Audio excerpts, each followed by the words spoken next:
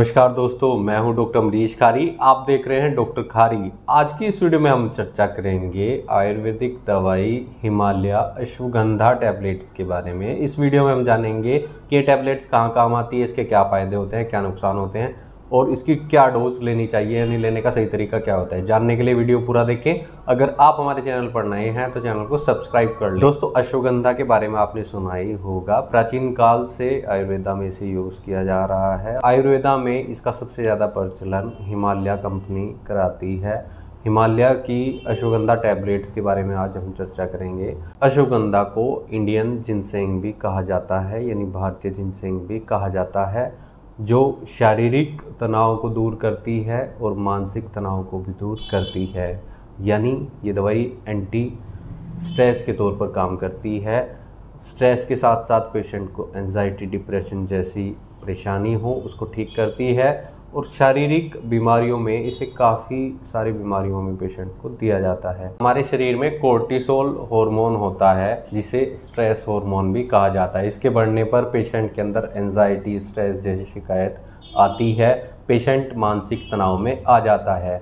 तो अश्वगंधा देने से पेशेंट के ये हार्मोन्स नॉर्मल होते हैं। कोर्टिसोल हार्मोन को ये दवाई नॉर्मल करती है, इसलिए इस दवाई को एंटी डिप्रेशन में यूज़ किया जाता है। दोस्तों, ये दवाई एंजाइटी और स्ट्रेस को तो कम करती है, साथ में पेशेंट को एनर्जी यानी ऊर्जा देने का भी काम करती है। इस दवाई के और प्रॉपर्टीज़ यानी गुणों की बात की जाए तो ये दवाई एंटी इन्फ्लामेटरी के तौर पर भी काम करती है, यानी सूजन में दवाई दी जाती है। जैसे ऑस्टियोआर्थराइटिस के केस होते हैं तो उसमें पेशेंट को जॉइंट्स में अगर सूजन आ जाए और दर्द हो तो उसमें काफ़ी राहत देती है। इस दवाई के और यूजेस की बात करें तो ये दवाई जनरल वीकनेस में दी जाती है। जिन लोगों में शारीरिक परेशानियां आती हैं, जैसे पेशेंट का इम्यून सिस्टम बहुत कमज़ोर हो जाता है, तो ऐसे में ये दवाई देने से इम्यून बूस्ट का काम करती है ये दवाई।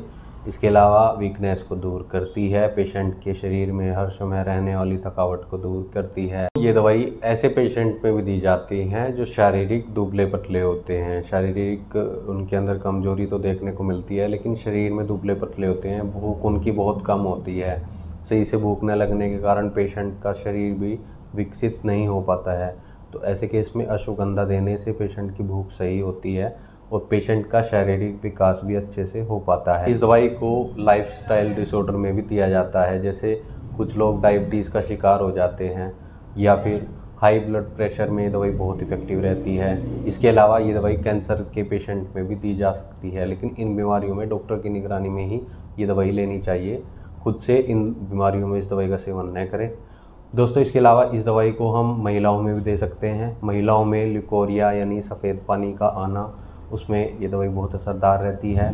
ये दवाई इंसोम्निया में बहुत असरदार रहती है यानी अनिद्रा में। जिन लोगों को रात में नींद नहीं आती है स्ट्रेस के कारण या काम का इतना ज़्यादा प्रेशर हो जाता है जिसके कारण पेशेंट रात में सो नहीं पाता हो, तो उसमें ये दवाई पेशेंट को दी जाती है। दोस्तों, ये दवाई मेल पेशेंट में भी दी जाती है। मेल में अगर सेक्सुअल वीकनेस हो या फिर पेशेंट का टेस्टोस्टेरोन कम हो या पेशेंट के स्पर्म काउंट कम हो तो इनको बढ़ाने में बहुत मददगार रहती है। शारीरिक कमजोरी को तो दूर करती है।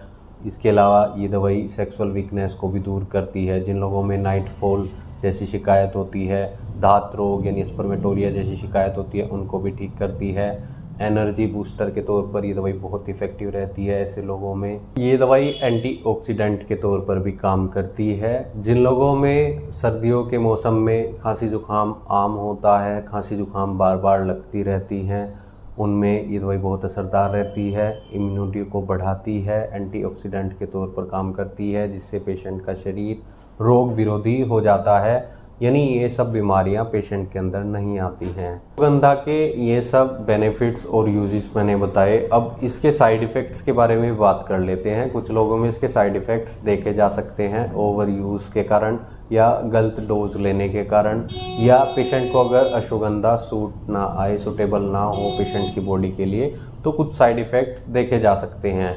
जैसे पेशेंट के मुँह में ड्राइनेस आ जाती है, खुश्की आ जाती है, पेशेंट के शरीर में गर्मी बढ़ जाती है।